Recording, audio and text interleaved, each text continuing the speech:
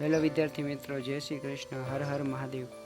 આજે આપણે જોવાનું છે પાકની જાતમાં સુધારણા, ક્રોપ વેરાયટી ઇમ્પ્રુવમેન્ટ, કે પાક છે એની અલગ અલગ જાત છે, એમાં આપણે કેવી રીતે સુધારો કરી અને વધારે ઉત્પાદન મેળવવામાં આવે છે। તો કે અહીંયા આપણે ઈચ્છિત લક્ષણો કયા કયા જોઈએ પાકમાં, તો કે એની રોગ પ્રતિકારક શક્તિ સારી હોવી જોઈએ, ખાતર પ્રત્યે યોગ્ય પ્રતિચાર આપવો જોઈએ, નીપજની ગુણવત્તા એટલે કે પાક તૈયાર થઈ જાય એની ગુણવત્તા ક્વોલિટી સારામાં સારી હોવી જોઈએ, અને વધારે પાકનું ઉત્પાદન થાય, આ બધી આપણી ઈચ્છિત લાક્ષણિકતાઓ કહેવામાં આવે, કે જેની આપણે પાક પાસેથી આશા રાખીએ કે આપણો પાક આવો થવો જોઈએ। તો એ માટે વૈજ્ઞાનિકો દ્વારા એક પદ્ધતિ કરવામાં આવી છે જેને કહેવામાં આવે સંકરણ।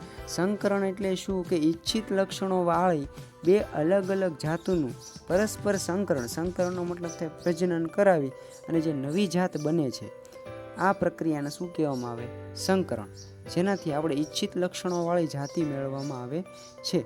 ઉદાહરણ તરીકે એક ઉદાહરણ આપું તો કે ઘોડો અને ગધેડો છે, એ બંને વચ્ચે પ્રજનન કરાવી અને આપણે જે નવી જાત મળે છે, જેને આપણે ઓળખીએ છીએ ખચ્ચર તરીકે, તો એની અંદર ઘોડાના અને ગધેડા એમ બંનેના ગુણધર્મો આપણને જોવા મળે છે, એટલે કે બંનેના લક્ષણો એની અંદર આવશે।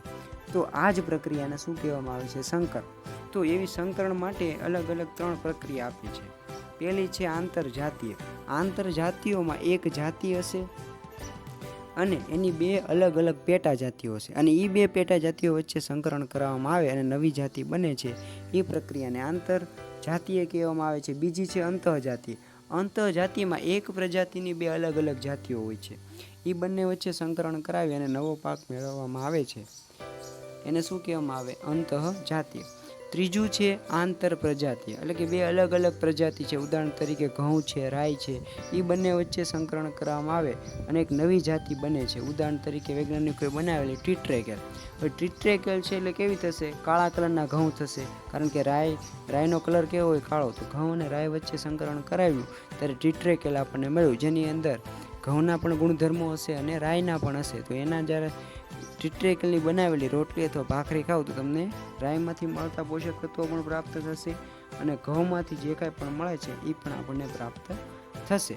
પછી એના પછીનું છે એક જેને કહેવામાં આવે જનનિક પાક રૂપાંતરિત, એટલે કે જનનિક રૂપાંતરિત પાક, કે જેની અંદર શું કરવામાં આવે, વૈજ્ઞાનિકો દ્વારા કોઈ કોષની અંદર અલગ અલગ પ્રકારના ઈચ્છિત લક્ષણોવાળા જનીનો ઉમેરવામાં આવે। ઉદાહરણ તરીકે મારે એક કેરીનો પાક કરવો છે, ખેતરમાં આંબા વાવવા છે, તો મારે કેરીની અંદર કેવા લક્ષણો જોઈએ, એટલે કે આંબો છે એની અંદર કેવા લક્ષણો જોઈએ, તો કે એક તો એની રોગ પ્રતિકારક શક્તિ સારી હોવી જોઈએ, કેરીનું ફળ છે મોટું થવું જોઈએ, અને એની અંદર કોઈ પણ પ્રકારનો રોગ ન લાગવો જોઈએ, મીઠાશ આવવી જોઈએ। તો હું શું કરીશ, એક વનસ્પતિ કોષ લઈશ અને માની લો ઉદાહરણ તરીકે મીઠાશ આપતી કેરી છે કેસર કેરી, તો એમાંથી એક જનીન લઈ અને મારા વનસ્પતિ કોષની અંદર દાખલ કરીશ।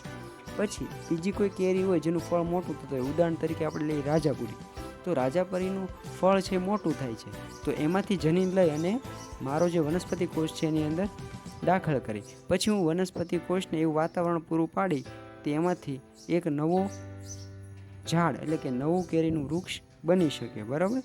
તો આ રીતે એક આંબો તૈયાર થશે અને એ આંબામાં જે કેરી આવશે એ કેવી હશે, મીઠાશ ધરાવતી પણ હશે અને એનું ફળ કેવું હશે, મોટું પણ હશે, રોગ પ્રતિકારક શક્તિ પણ સારી હશે। તો જનીનોના બદલાવ દ્વારા જનીનો અલગ અલગ વનસ્પતિમાં ઉમેરી અને જે પાક મેળવવામાં આવે છે જેને શું કહેવામાં આવે, જનનિક રૂપાંતરિત પાક। ત્યાર પછી એના પરિબળો આપેલા છે અહીં, કે આવું બધું કરવાથી આપણને ફાયદો શું થાય, તો એક તો વધારે ઉત્પાદન મળે, પછી ગુણવત્તા સુધરી જાય, ઘઉંમાં બેકિંગ ગુણવત્તા, એટલે ઘઉંના લોટનું આપણને ખબર જ છે શું બને છે, કેક બને છે, બ્રેડ બને છે, તો એની બેકિંગ ગુણવત્તા સુધરે છે, અનાજનો પાક હોય કાર્બોદિત વધી જાય, કઠોળનો પાક હોય પ્રોટીનની માત્રા વધી જાય છે।